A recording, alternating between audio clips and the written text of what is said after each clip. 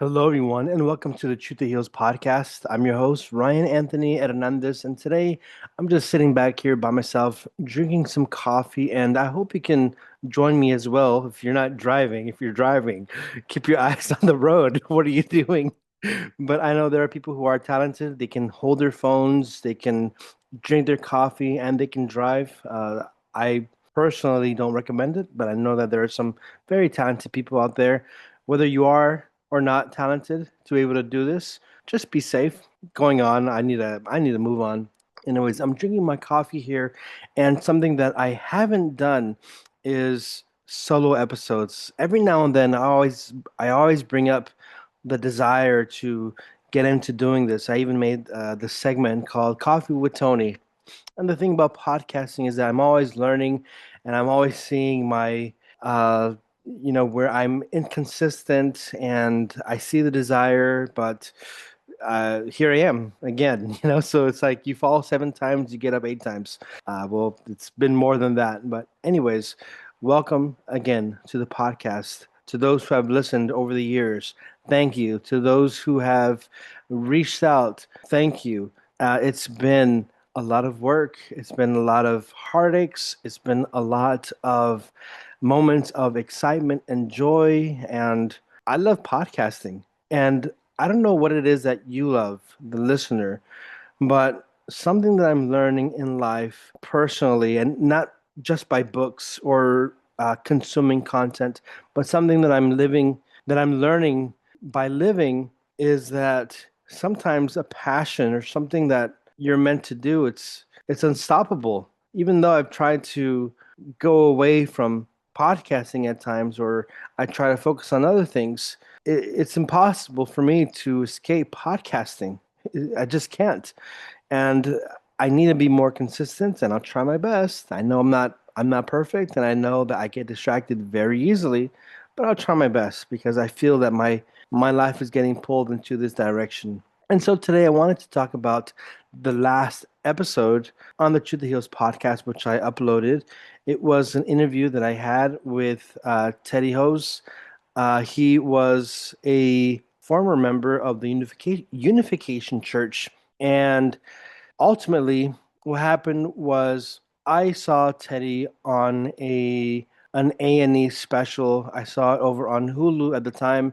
And with streaming for me, it's been a blessing, but it's also been a little frustrating because one day you can see a program or a show, whatever, on a certain platform. It could be on Netflix or Amazon Prime, and the next thing you know, it's on a different platform. Now it's on Tubi, or now it's on Pluto. But anyways, I saw this show. It was like a docu series called Cult and Extreme Beliefs, and it was getting into the life stories of different individuals. Each episode was like a different person sharing what life was like growing up in a cult and leaving. And to be honest, I saw this like in 2020 or 2021. During the pandemic, a lot of shit was hitting the fan, dude. So it's like, well, might as well watch some TV, some programs. And so I was watching this, and I've watched a lot of shows. There's Netflix, and there's a lot of like true crime and documentaries, or like unsolved mysteries. And it's so easy to be thinking, at least like for me, like, oh my gosh, I'm glad that's never happened to me, or wow, thank God that hasn't happened. But while watching this series, watching that show, of course, like when I first started watching it, I had my popcorn, I had my Dr. Pepper, my coffee, and that's how I started watching it. Like, wow, poor people. And as I'm watching the show, I'm starting to feel like an ice around me is starting to melt. I can't explain it, but the best way I can really that's the best way I can explain it. It was like an ice, or like a cement block was just crumbling, and or at least like it was uncovering my eyes to see something, to realize something that I hadn't allowed myself to realize before. And for those who don't know me, I was before. in a very religious community.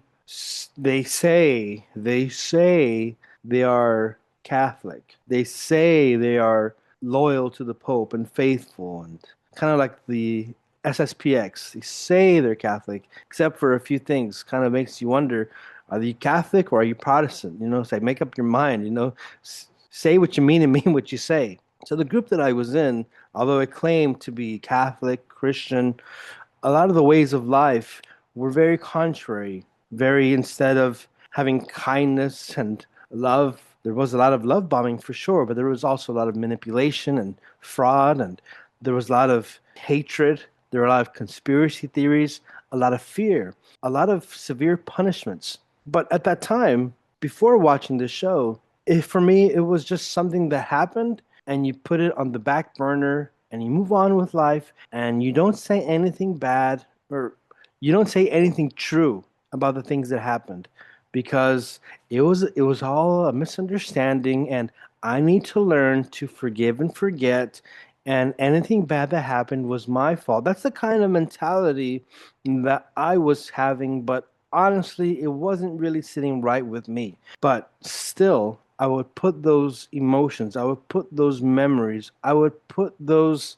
experiences in the back of my mind and try my best to forget it. But there I was sitting down, watching the show, seeing individuals sharing their stories, and in my mind was like, wait a minute. Wait a minute. This doesn't feel right, because every time I watch a documentary or a true crime, I'm always feeling uh, poor people. It's so sad that they experience that. I'm glad I never experienced that. I'm blessed to have never gone through what they're going through. But here I was unable to say that to myself, because I was identifying, I was relating to many of the things that these people were sharing about. And I remember, I mean, there were a lot of individuals. There was Sarah Edmondson. I hope I'm saying her name right. Sarah Edmondson.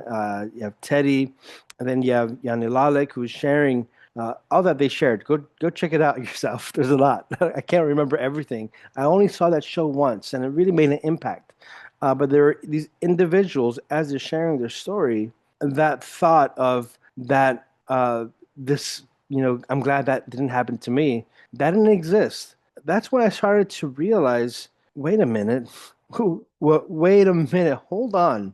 Why is this affecting me? Why is this bothering me? Was I in a high control, extreme group? And if so, why can't I say yes, I was? Like, why can't I could say it in the privacy of my house or the room, but why couldn't I say it with other people? Why couldn't I say this uh, freely and without shame in front of ex-members or even in front of members? Why couldn't I say that? And so, going back, I was watching the show. I was very attentive, and something that really resonated with me was the testimony of the ex-members. Like I said, you have Sarah from NXIVM. You have Teddy from the Unification Church, aka the Moonies. And so that was the beginning, I would say, of my a new life, I guess. I guess it was the beginning of a new life. It was because before that, I mean, I always had a desire, even within the cult, I had a desire to do something like a podcast. But to be honest, inside the cult, we didn't have internet really, and I didn't know about podcasts. But it was something that I really wanted to do something like this, something like journalistic. And so before the before me watching this show, I was thinking, man, I want to start a podcast. I want to start a podcast. I don't know how I'm gonna do it. And I actually was starting. It was like just like a chill podcast, me like talking about life, kind of like what I'm doing right now.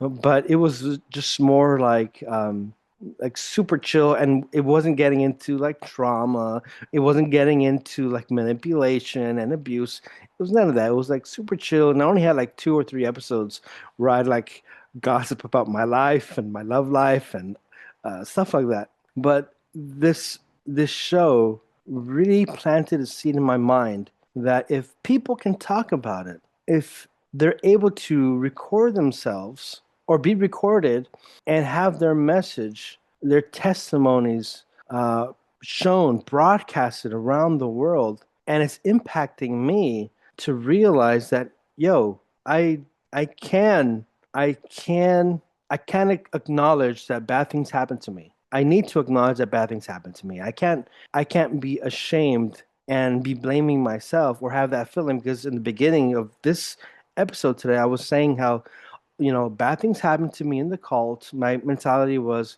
it's actually, I have to forgive and forget, and I need to carry the burden by myself. I need to forgive. I need to move on. And instead of holding these people accountable, I was putting the burden all on myself. And so seeing these people do what they did, making this show, it really gave me the inspiration to say, the hell with it, I'm going to do it too. Maybe, I don't know, a lot of people were telling me, Ryan, you're not doing this the right way. You're not healed. And with some people, I'll tell them, who the hell are you to tell me I'm healed or not? Or who the hell are you to tell me this is the right way to go about it? Because being silent for the longest time isn't doing it for me. Me approaching these people in the cult, the leaders, trying to have a conversation, it's not working out for me because they see me as a peon. And I mentioned this in the very beginning of the show, The Truth That Heals, when I was having solo podcasts, how I did approach them and they, flipped out, kind of. I mean, because they don't expect uh, ex-members to grow some guts, to get some courage, and to stand up to them and to tell them to their face, what you're doing is wrong. You're being a jerk. So I always laugh because it did happen. I went up to one of the bad, and I mean, one of the bad people there. I had a conversation. I've already said this before, so you might go back to like the very beginning of the show. But she gets pissed and she calls me an asshole, like me, an asshole for trying to go over there and make peace with them. So the point is, that didn't work out for me. Trying to make peace, trying to be nice. Okay, I've tried all that. So when people were telling me, Ryan, you shouldn't be doing this podcast. Oh, you need to get healed. Well, what about the assholes inside the cult who are the leaders, who are taking people's money, who are abusing people, who are preventing families from being together, who are committing fraud by saying, "Oh yes, we need your money. We need your money because we need to support the members. The members, they have no food, very little food." And it was true. So please send us your money now. And where would that money go? I don't know. Beats me. While they were living a life traveling the world, because in their mind, the leadership, we have to save the world. We have this special mission. God is calling us. Well, you're recruiting all these people, and then you're taking the money from their families. And then these members, instead of being treated with dignity, with respect, with kindness, with love, instead, like with me, just put in the corner, no food, door locked. Well, not door locked, but it's like, I mean, you can't leave. And they say, yeah, you can leave anytime. But then they have all the shame, the shunning, they have actual punishments. So going back, I just wanted to say that I know that a lot of people were upset when I started this podcast. A lot of people were saying things like, "Oh, Ryan isn't healed." Maybe I'm not. But with people who have the mentality, what are you afraid of? What are you afraid of me speaking that I'm going to speak the truth? Because that's all I want to do. All I want to do is share the truth. And so that's it for today. I just wanted to share how powerful it was seeing other people sharing their stories and how it had an effect on me and how it changed the trajectory of where I was going with the whole podcast thing. I could have gone in a very different direction. Who knows? Who knows what life would have been like, where I would be, what I would be doing on that podcast if it had continued on that path. But sometimes life just has its way. And so for me, I want to live life. And if you want to help me live life, you can do so by buying me a coffee over at buymeacoffee.com/truth7. Or if you want to support me some more, give a subscribe, follow, all of that helps. So that's it for today. please feel free to comment below or send me a message. Just tell me what you think. If it's a hateful message, I probably won't respond to you. But if you're, chill, and even if you disagree with me, but you're chill, then maybe we can have a conversation, and that's fine. I'm always open to different opinions, different perspectives, different views. So, anyways, have a good day, everybody, and thank you for tuning in to the Truth That Heals podcast.